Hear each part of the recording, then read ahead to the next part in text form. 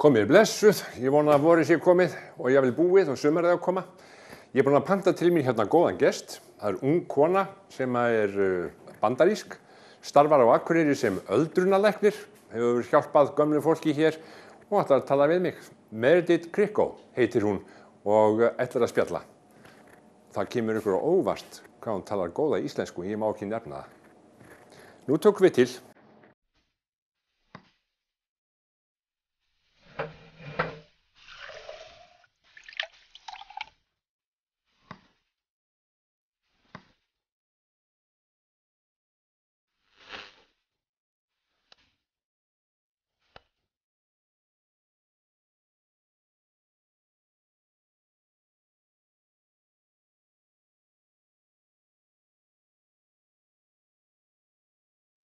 Þá erum við bara sest og ætlum að fara að spjalla.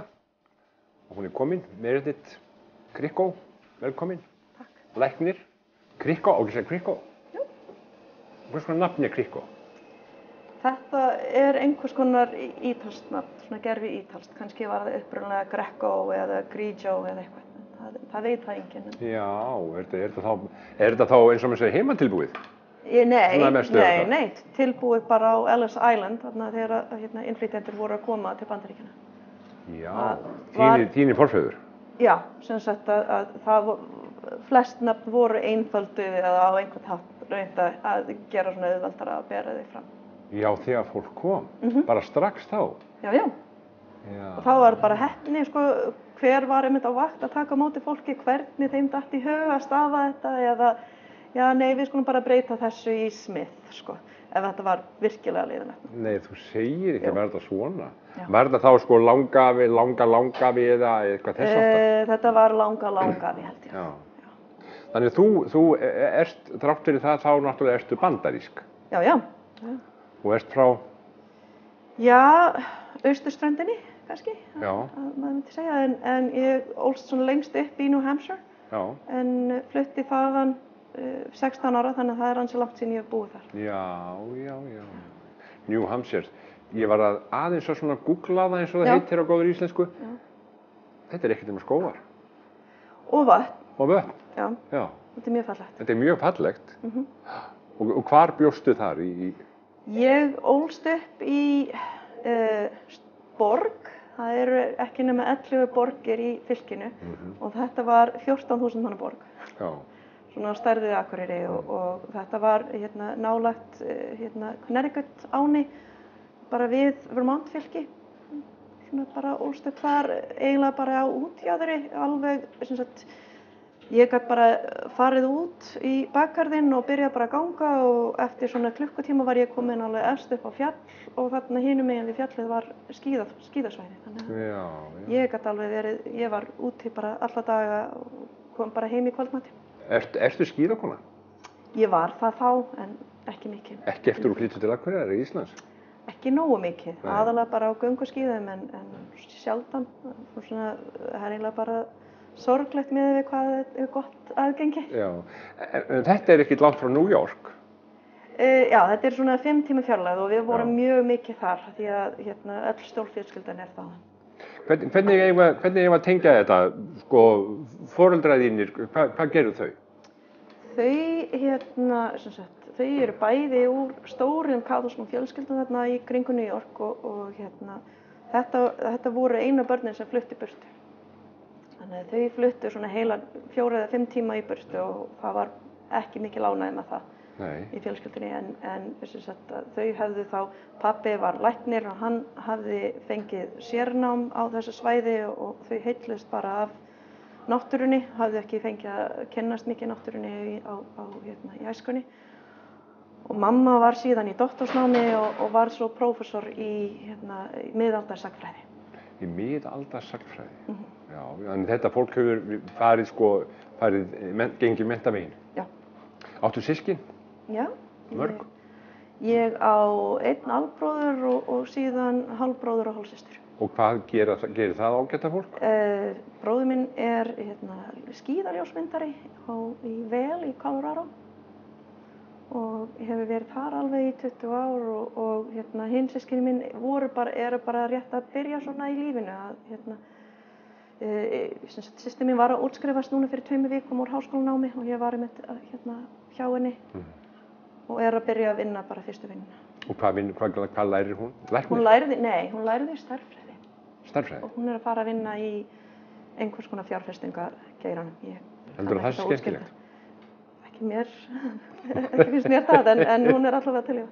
Mörður, þú lærir læknisfræði. Já. Og af hverju gerður það? Af hverju valdur það? Af því að það var ekki margt annað að velja í Háskóla Íslands á þessum tíma. Það var í rauninni ekkert framhaldsnám í raun og veru nema bara í íslenskum fræðum og ég hafði ekki áhuga á því. En þá, ég var bara svona að leita að einhverju til að læra og þetta var eiginlega bara algjörlega óvart. Varstu þá sem sagt komin til Íslands á þessum aldri? Já. Nú þurfum við að tengja. Já. Hvernig stóðu því? Sko, þetta var allt saman bara röð af mistökum, myndi maður hugsa, eða tilviljunum. Já. Allavega ansi ólíklegt að þetta myndi gerast, en ég tók mig frí, var í háskóla í Chicago, University of Chicago, og var svona hálfnuð þegar ég ákveði að taka mig frí og gerast sjálfboðaliði í Kenya. Fór þangað og þá voru samtökin þar að leysast upp og fór allt bara til fjandans og þurfti að færa okkur eitthvað nýtt og ég var flutt hingað. Til Íslands? Já.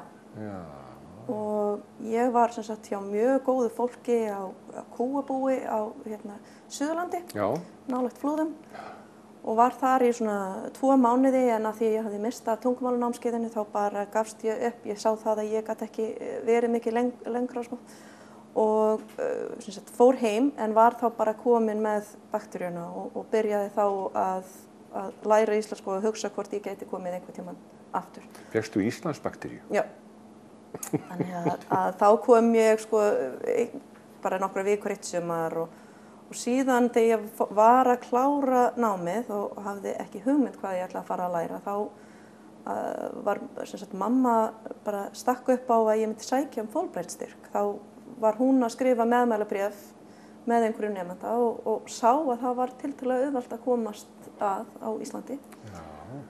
Og þá voru 10 dagar í skilafrestinn og ég bara dreif mig í að sækja og þá kom ég hingað eftir háskólanámið og var í íslensku fyrir erlenda stúdenta, en þá kynntist ég manninu mínum, hann var í læknadeild, bækurnar hans voru svolítið mikið skemmtilegri en málfræðibækurnar og ég sá bara það að ef ég ætlaði að reyna að vera eitthvað lengur og sjá hvort að þetta samband myndi ganga upp, þá þurfti ég að gera eitthvað og ætlaði ekki, ég hefði ábyggilega farið í einhvers konar framhaldsnám og farið út í svona háskólakennslu ef ég hefði flutt aftur til Bandaríkjanna, en þá var bara ekki aftur snúið. En hver maður þinn? Hann heitir Oddur Ólafsson, hann svæfingalæknir hér á Akureyri. Oddur Ólafsson? Og hérðan, já. Þetta náttúrulega læknafjölskylda líka. Já. Oddur Ólafsson á Reykjalundi og Ólafur Ólafsson á Akureyri. Nóg af þeim. Það er nóg af þeim? Já, hann var að læra læknisfræði? Jú. Já, og þú bara sást bækurnar hans? Já. og byrjaði að lesa eða skráður þið inn áður? Já, ég náttúrulega byrjaði ekki í læknisfræði fyrir 2 árum seinna. Ég vann svolítið og bara var svona að reyna að finna mig og ákveða hvað ég ætlaði að gera og svo bara ákveði ég að drífa í þetta. Var þetta þá bara svona hálfgerð tilviljun að þú lendir í læknisfræði? Algjörlega. Og ég bjóst ekki við að starfa sem læknir. Ég var meira bara að hugsa, já, þetta 6 ára nám, en þá verð ég allavega komið með gráðu sem ég get nýtt í einhverju öðru seinna. Þú nefndir að þú hafi farið í svona hjálparstörf. Já. Var það svona eitthvað í þér að fara í svoleiðis? Nei, ekki á þessum tíma. Ég komst aldrei í neitt hjálparstörf. Þú komst aldrei í neitt? Nei. En varst þú bara send til Íslands? Já. En þú segist það fengi Íslandsbakteríuna. Já. Er þetta algengt? Þekkirðu fleiri til dæmis Bandaríkjamenn eða útlendinga? Það var allavega kannski minna af því þá, en nú er þetta náttúrulega bara orðið svo margir sem vilja koma og þetta hefur komist miklu meira, þetta er miklu algengri ferðamannstaður, En já, hjá þeim sem hafa komið bara stutt, til dæmis á fullbærstyrk, þá eru ansi margir sem að koma aftur eða enda á því að flytja hingað. Hvað vissirðu Ísland? Þegar ég kom? Já. Ég hafði þá millilent einhver tíman og bara séð í kringum Keflavíkurflugvöll, ekki mikið meira en það. Það margt fallegri en það, samt? Já, þannig að ég var kannski ekki sérstaklega spennt þegar ég var að koma. Nei, og það var það eina sem þú vissir? Já, ég held að ég hafi bara verið að hugsa að þá væri ég bara nær heimaslóðunum, af því að við höfum lent í hasar þarna í Kenja og ég var bara alveg meira en til í að vera einhvers staðar með aðeins meira öryggi. Það var hitt sem var í boði að ég hefði getað farið til Kína. Þá var þetta bara 6 mánuðum eftir að uppreisnin var í Peking, þannig að þetta hljómaði miklu betur. Já, en sem stelpa út í New Hampshire á þessum slóðum, þar sem þú elst upp að mestu og berð svo sama við það sem þú þekkir eins og til dæmis á Íslandi þegar þú kemur. Hvernig var samanburðurinn? Hvað fannst þér þessa þjóð og þetta land og hvernig var mismunurinn á þessu? Ég held að ég hafi verið mest hissa með velgengnina. Besta vinkona mín á þessum tíma, hún var einmitt úr svona bóndafjölskyldu og það var svo mikil fátækt alls staðar. Ég meina þegar ég gisti heima hjá henni þá voru ekki heila rúður í gluggunum í herberginu hennar. Gríðarlegu kuldi á veturna og bara allt bara mjög svona, ekki mjög góðu lagi þarna hjá svona fátækum fjölskyldum. Nei. Og ég hafði bara aldrei hitt bændur sem höfðu það gott. Já. Og ég var bara svo steinhissa að vera hjá fólki sem hafði efni á því að ferðast til útlanda eða eiga vídeótæki eða ég var bara ansi hissa á þessu. Það var bara ekkert í boði þar sem að þú ert stelpa í útlöndum, heima sem sagt? Nei, það var miklu meira fátækt. Miklu meira fátækt. Og það kannski það sem náttúrulega fyrir utan hvað Bandaríkin eru, Norður-Ameríka, ofslega stórt og mikið land og fjöldi fólk sem þarna, að svona gríðarlegur munur. Já, það bara miklu meiri fjölbreytni í öllu, í menntakerfinu, í heilbrigðiskerfinu, bara í öllu. Kanntu betur við það eins og það þar eða hérna? Það ómögulegt að segja, ég meina það plúsar og mínusar og það bara fer eftir hvað svið við erum að tala. Já. Þannig að það erfitt að dæmi það. Bjugguð þið fyrst í Reykjavík náttúrulega meðan að maður þinn í námi og síðan þú? Jú, við vorum 9 ár þar. Í Reykjavík? Já. Og af hverju komið þið svo til Akureyrar? Maður að spyrja það. Já, ég bara fann það mjög fljótt að ég vildi ekki vera í Reykjavík. Þetta fannst mér ekki mjög spennandi borg. Eftir að hafa verið í svona alvöru stórborg, þá vildi ég annarkvort vera í stórborg eða meira á minni stað. Já. Þannig að við fórum út í sérnám og byrjuðum bara að hugsa málið og vissum eiginlega leið og flettum út að ef við ætluðum aftur til Íslands þá myndum við koma til Akureyrar. Varstu alveg sátt við að koma til Íslands aftur? Ég náttúrulega var sátt, annars hefði ég ekki komið, en þetta var mjög erfið ákvörðun. Við vorum með mjög góðum stað. Hvar voruð þið? Við vorum í Rochester í New York fylki, sem nálægt Buffalo og Niagara fossarnir. Þannig að það var einstaklega þægilegur staður. Voruð þið bæði í skóla þá? Við vorum bæði í sérnámi, já. Hann í svæfingunum? Já, og ég í almennu lyflækningum og síðan í öldrunarlækningum. Já, og þú ert öldrunarlæknir? Aha. Og hvaða fólk ertu að hugsa hér á Akureyri? Mjög gamalt fólk eða?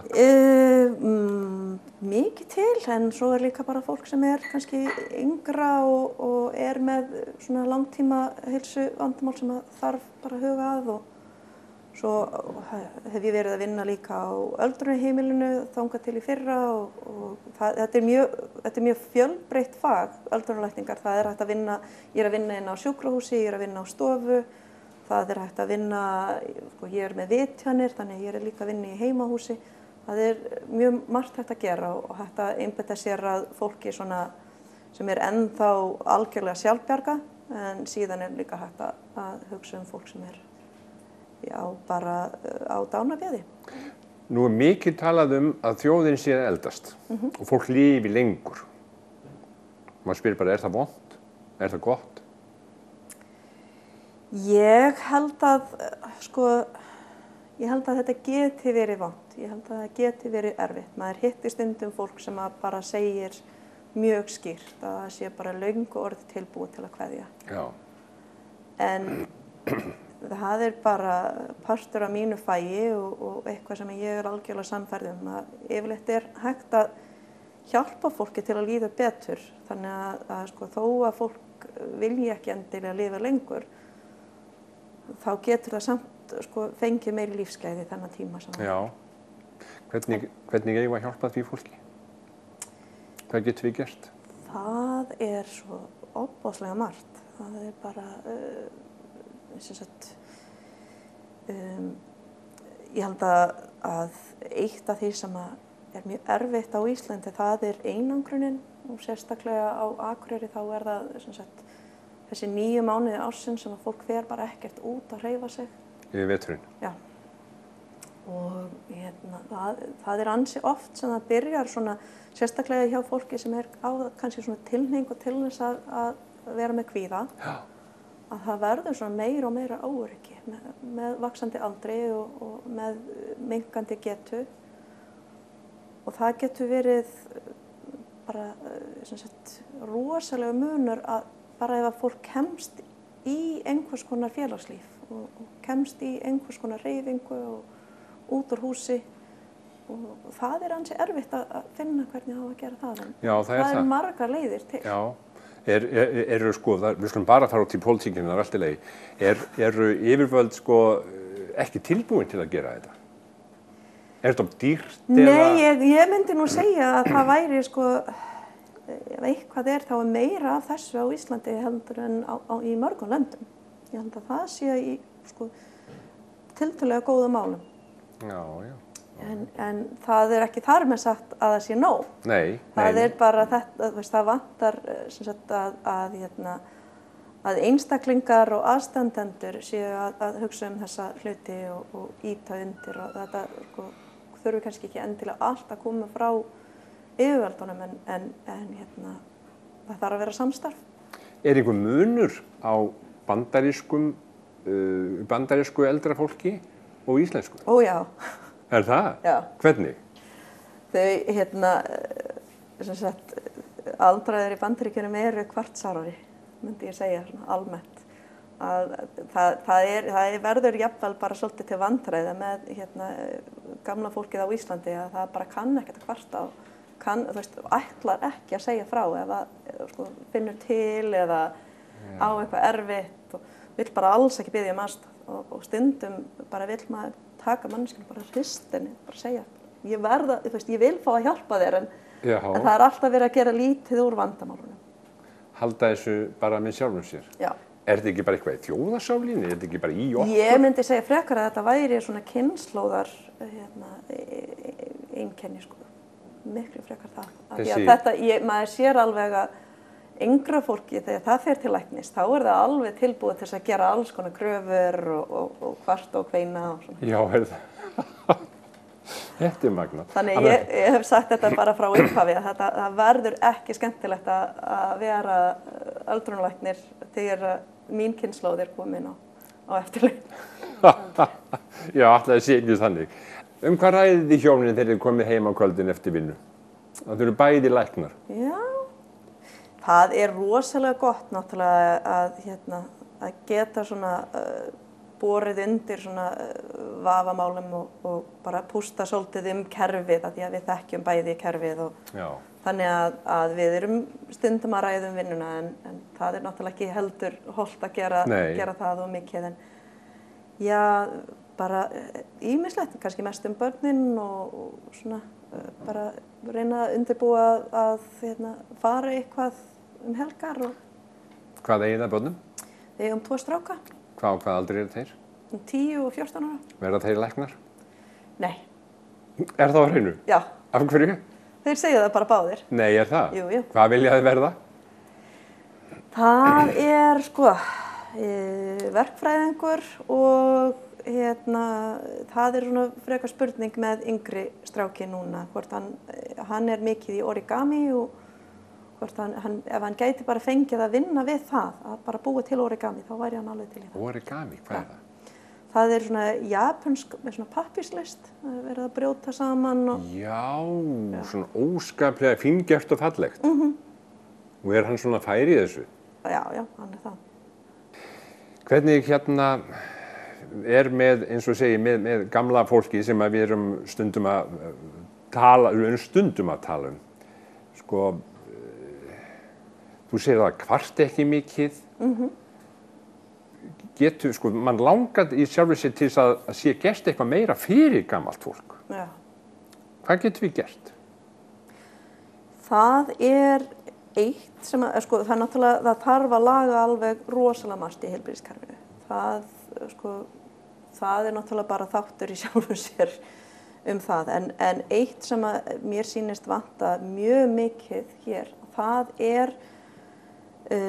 möguleiki á að vera á hjúkrunarheimili tímabundið, að fólk fái fólk í svona millibilsástandi, að það fái að fara inn á hjúkrunarheimili, að fá stuðning þegar það getur ekki búið eitt, en það ekki þar með bara að selja húsið sitt og fá herbyggi þar sem það verður þar sem eftir Já. Og þessi möguleiki vantar hér á landi, það svolítið leiðinlegt að það skuli ekki vera hægt að finna þetta út. Það til eitthvað sem heitir hvíldardvalir, en það ekki það sama og ég að tala um það. Með hvíldardvalirnar þá þetta ætlað fólki sem aðstandendur eru kannski að fara í sumarfrí og það eitthvað sem hægt að plana fyrirfram. Þá ákveðin útskriftardagur alveg vitað. Og það ekki verið að hugsa virka meðferð eða að sé einhver uppvinnsla í gangi, heldur þetta í rauninni bara geymsla.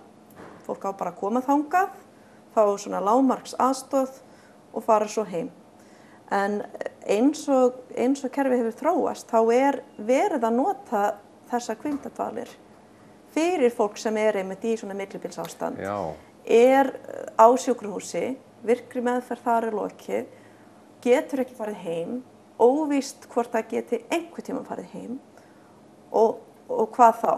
Það hvergi staður fyrir þetta fólk, þannig að þetta fólk fer kannski inn í hvíldardvöl, síðan kemur í ljós að það getur ekki útskrifast heim, þá ekki til svona framtíðapláss og þá kemst ekki næsta manneskjan að og þetta verður bara mjög flókið og leiðinlegt